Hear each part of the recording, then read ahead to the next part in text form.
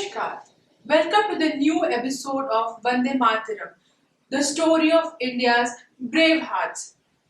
Today we are going to talk about Pulithevar.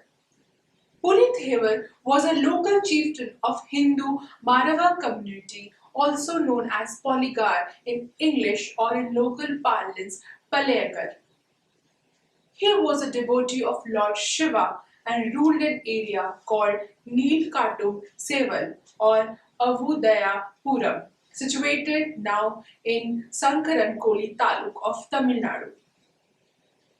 He was a just but rebel ruler and strode the path of Dharma.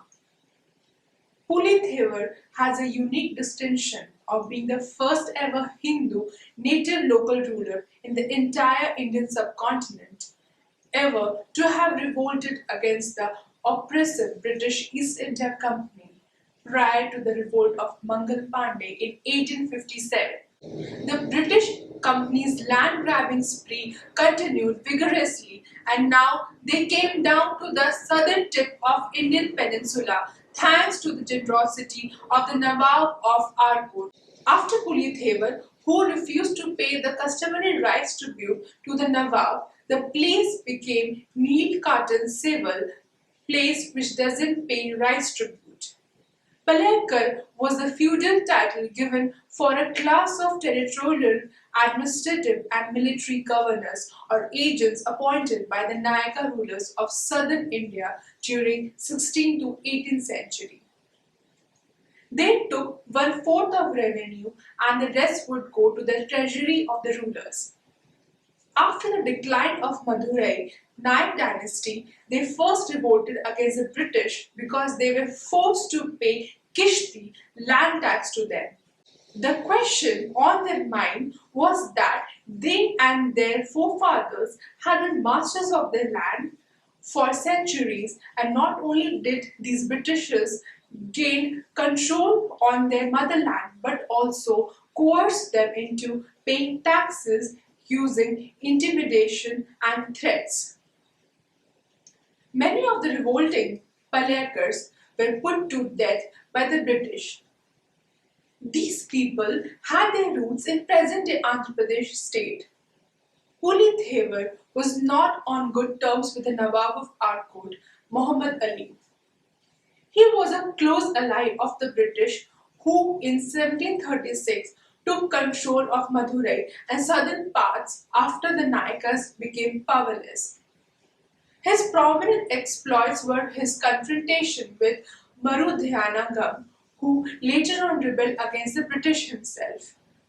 He was a warrior in the Arcot troop, later commanding for the British East India Company troop, and both used him to suppress the confederacy of 77 Palayakars in the south of Tamil Nadu.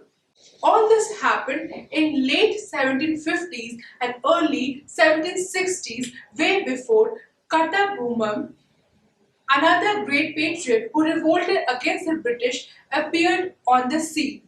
In the checkered history of Palayakar, Pulithevar carved a niche for himself and was a potential enemy of the Nawab of Arcot, whose lordship the Palayakars never accepted.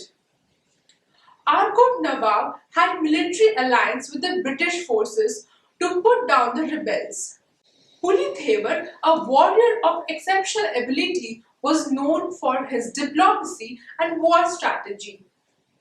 Though he was much maligned by the British historians, tags such as deceitful person who never kept his word, but he was not at all deceitful or conceited as often portrayed by the British to set the people against him.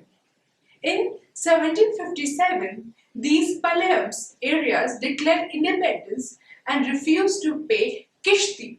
Pulithevar remained invincible and defeated a battalion of British and Nawab soldiers on bank of Thami Barani. However, by 1761, Yusuf Khan at last suppressed the revolts for good, and Pulithevar became a victim of a trap set by the Nawab and his agents to help British catch him. he was arrested by the British and Nawab's army and taken to the prison. On his way, he expressed his desire to worship the deity at the Sankaran Kovil temple. So he sang in praise of the deity inside the temple. The moment later, there was the sound of handcuffs getting broken. When the troops rushed in, all they could see was the broken handcuffs and chains. Pulithevar was not there. They were dumbfounded and found no clues as how he escaped without leaving any physical evidence or clues whatsoever. The invincible hero became the immortal hero, invisible in the history of India and Tamil Nadu in particular. Thank you. Namaskar.